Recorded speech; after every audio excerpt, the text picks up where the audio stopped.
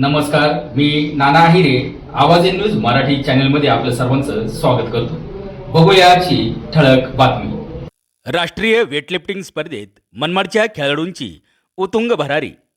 श्रावणी व साहिलने पटकावले सुवर्णपदक.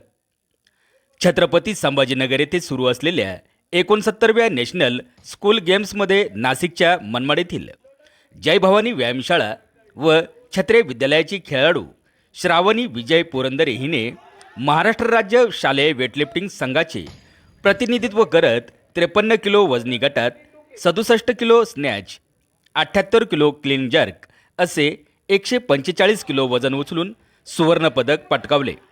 तर साहिल यादवराव जाधव याने 79 किलो वजनी गटात, 119 kilo snatch, 150 kilo clean jerk असे 269 किलो वजन उचलत चुरशीच्या लढतीत सुवर्णपदक जिंकल्याने या खेळाडूंचे सर्वत्र कौतुक केले जात आहे.